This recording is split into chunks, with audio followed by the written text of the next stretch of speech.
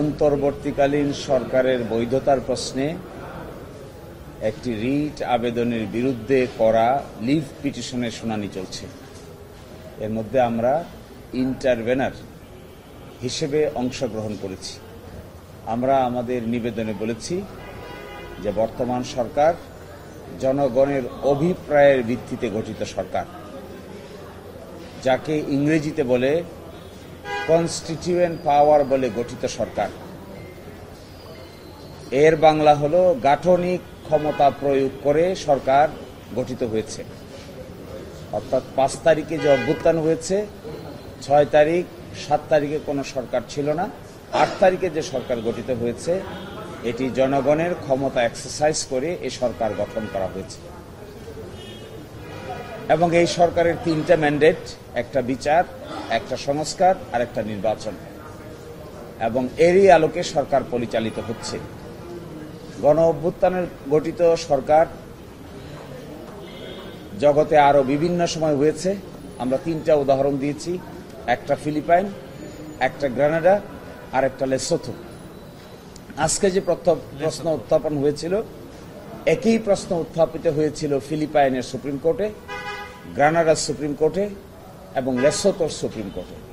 সেখানে সুপ্রিম কোর্টগুলো উত্তর দিয়েছেন যে এইরকম অভ্যুত্থানের ফলশ্রুতিতে যে সরকার গঠিত হয় এটি মূলত জনগণের সার্বভৌম ক্ষমতা প্রয়োগ করে গঠিত সরকার হয়, এবং সেই সরকারের বৈধতা আদালতের মতামতের উপর নির্ভর করে না।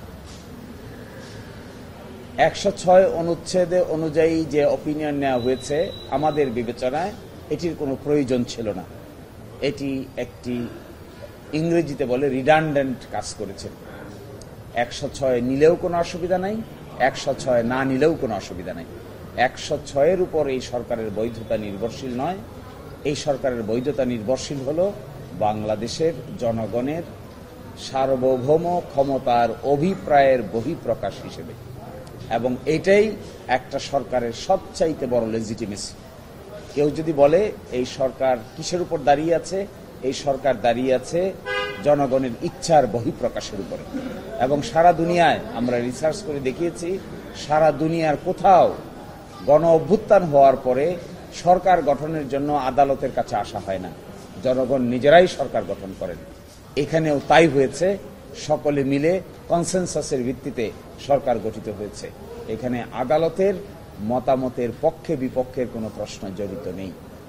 কারণ আপনারা দেখবেন বাংলাদেশের যে প্রধান বিচারপতি নিয়োগ হয়েছেন, বাংলাদেশের যে প্রধান উপদেষ্টা নিয়োগ হয়েছেন, তাদের নিয়োগপত্রের মধ্যে খুঁজে দেখবেন কোথাও 106-এর কোনো রেফারেন্স কেউ দেয় নাই।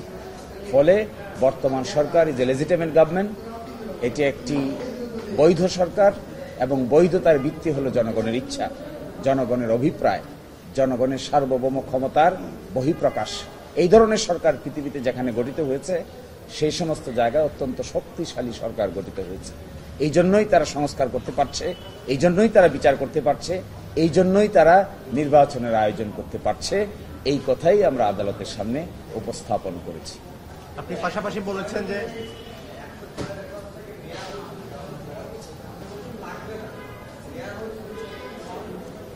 কাগজপত্রে আছে 106-এর রেফারেন্স নেওয়া হয়েছে, এই রেকর্ড সুপ্রিম কোর্টের রেজিস্ট্রিতে নিশ্চয়ই আছে, এবং আমাদের সামনে যে অপিনিয়নটা এসেছে এটা নিশ্চয়ই রাষ্ট্রপক্ষ আগামীকালকে উপস্থাপন করবে। আমরাও দেখেছি, প্রাথমিকভাবে আমরা স্যাটিসফাইড যে নেওয়া হয়েছে, কিন্তু তখনকার যে সিচুয়েশন ছিল এই সিচুয়েশনের আলোকে নিয়েছেন।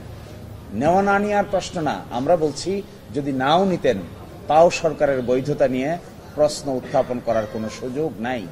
106-এর বাইরে গিয়েও এই সরকারের বৈধতা হলো জনগণের সার্বভৌম ক্ষমতার বহিঃপ্রকাশ। এটাই সবচাইতে সঠিক এবং সবচাইতে গভীর বৈধতার প্রশ্নের সমাধান। আপনি উদাহরণ হিসেবে বলেছিলেন যে সুপ্রিম কোর্টের যে পৃথক সচিবালয় অধ্যাদেশ যে 2025, এগুলো সহ এই যে পিআর পদ্ধতির আলোচনা, সার্বিক যেই নতুন যেই বাংলাদেশের যে বন্দোবস্তের চিন্তা ভাবনা, সেগুলো আসে না যদি 106-এর বিষয়টা আসে। হ্যাঁ, আপনারা দেখবেন জুলাই চার্টার হয়েছে, জুলাই গণ অভ্যুত্থানের পরে জুলাই চার্টার প্রণীত হয়েছে, স্বাক্ষর করা হয়েছে, এটি আবার গণভোটে যাচ্ছে, একটি আদেশ হয়েছে। তো এই সমস্ত আদেশকে 106 দিয়ে দিতে পারবেন? এই সমস্ত আদেশ তো দিতে হবে জনগণের গাঠনিক পাওয়ার বলে, এবং এইটাই যে দ্বিকক্ষ বিশিষ্ট পার্লামেন্ট হতে যাচ্ছে, এই দ্বিকক্ষ বিশিষ্ট পার্লামেন্টের উচ্চকক্ষ হবে, নিম্নকক্ষ হবে, এটি তো বর্তমান সংবিধানের পার্ট না। কি করে করবেন আপনি? এটি শুধুমাত্র জাস্টিফিকেশন হলো জনগণ তার সার্বভৌম ক্ষমতার এক্সারসাইজ করতে যাচ্ছে। এই জন্য যে আদেশটা জারি হয়েছে, জুলাই সনদ বাস্তবায়ন সংবিধান সংস্কার আদেশ 2025, এর শুরুতে দেখবেন লেখা আছে যে জনগণের সার্বভৌম ক্ষমতার ইচ্ছার বহিঃপ্রকাশ হিসেবে এই আদেশ জারি করা হলো। শিশির ভাই, তাহলে অন্যান্য যে সাংবিধানিক ইস্যুগুলো আছে 106 এর যদি দরকার না হয়, তাহলে অন্যান্য সাংবিধানিক যে বাধ্যবাধকতা সেগুলো তো মানার দরকার নেই। সরকার চাইলে তো এখন একটা যে কোনো বিষয়ে অবস্থান নিতে পারে, অধ্যাদেশ দিতে পারে, মানে যা ইচ্ছা তাই করতে পারে। তো তাইলে এই গণ অভ্যুত্থানের অভিপ্রায় নিয়ে একটা ভুল হচ্ছে, আপনাদের অনেকেরই ভুল হচ্ছে যে 106 আসলে কি এই সম্পর্কেই ধারণার ভুল হচ্ছে। 106 কোনো আদেশ বা নিষেধ না, 106 হলো একটা মতামত। মতামতের আইনগত কোনো বাধ্যবাধকতা নাই।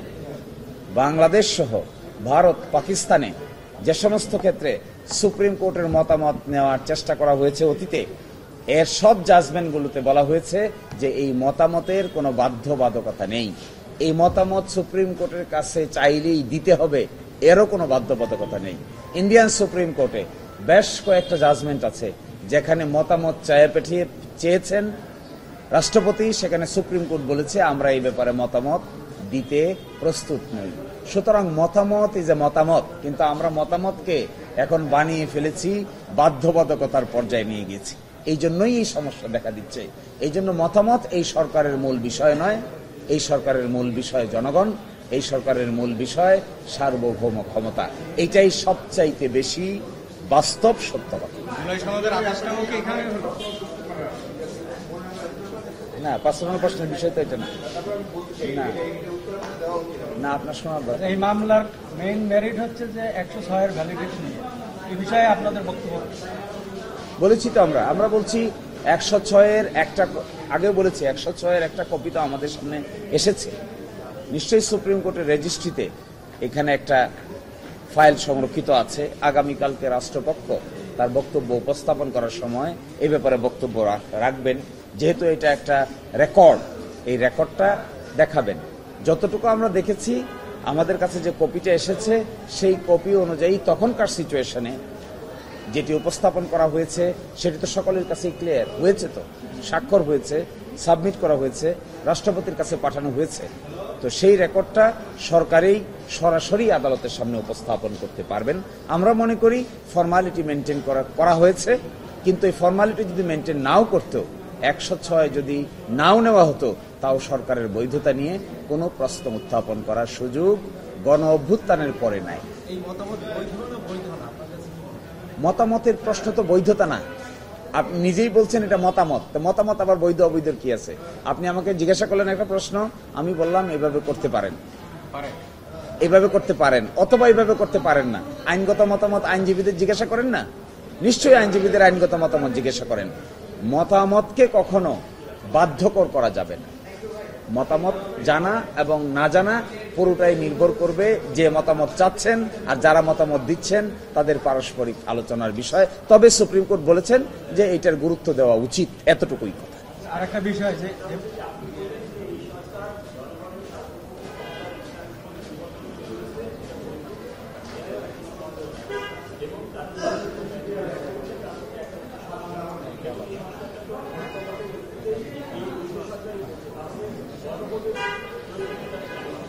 হ্যাঁ, গণভোটের প্রয়োজনীয়তা এসেছে এই জন্য যে সংস্কার প্রস্তাবগুলো উপস্থাপন করা হয়েছে সেগুলি বাংলাদেশের জনগণের সামনে উপস্থাপন করা হচ্ছে এই জন্য যেন জনগণের মতামতের ভিত্তিতে ভবিষ্যতে এটি শক্তিশালী ফাউন্ডেশন উপর দাঁড়াইতে পারে। যেহেতু এটা সাংবিধানিক সংস্কার, এটি কিন্তু নর্মাল অর্ডিন্যান্স না। যে আদেশটা জারি করা হয়েছে, এই আদেশের বিষয়বস্তুকে গণভোটে পাঠানো হচ্ছে। সাধারণত আমাদের বর্তমান সংবিধানে গণভোটের ব্যবস্থা নাই। গণভোটের ব্যবস্থা 15th অ্যামেন্ডমেন্টের আগে ছিল, 15 অ্যামেন্ডমেন্টের পরে রেস্টোর হয়েছে, কিন্তু সংবিধানে এখনো যুক্ত হয় নাই। তাহলে দেখবেন এখন যে গণভোটটা আয়োজন করা হচ্ছে, এটি কিসের গণভোট? এইটাও জনগণের সার্বভৌম ক্ষমতা ব্যবহার করে জনগণের মতামত নেওয়ার একটা অ্যারেঞ্জমেন্ট। এটাই আদেশের শুরুতে বলেছি যে আমরা সংবিধানে গণভোটের ব্যবস্থা না থাকা সত্ত্বেও, সংবিধানের গণভোট কাকে বলে? সাংবিধানিক গণভোট বলে একটা পার্লামেন্টে বিল হবে, বিলটা আলোচনা হলে গণভোটে যাবে, গণভোটে পাশ হবে, পাশ হলে পরে রাষ্ট্রপতি তাতে মতামত দায়ের করবেন। এটা হলো সাংবিধানিকভাবে প্রসেস। আর এখন যে গণভোটের আয়োজন করা হয়েছে, এটা হলো সংস্কার প্রস্তাবটা গৃহীত হবে কিনা, জনগণ কি মনে করে, এইটার পক্ষে বিপক্ষে মতামত চাওয়া হচ্ছে। এটা একটা double balance and check create করা হচ্ছে। যেহেতু সাংবিধানিক পরিবর্তন, সরকারের সরাসরি এখতিয়ার আছে ordinance making power, article 93 of the constitution. সেটার জন্য তো গণভোটের প্রয়োজন হচ্ছে না, কেউ গণভোটে দিচ্ছেন না। কিন্তু যেখানে এগুলো কনস্টিটিউশনাল সংস্কারের প্রয়োজন হচ্ছে, সেটাই জনগণকে জিজ্ঞাসা করা হচ্ছে।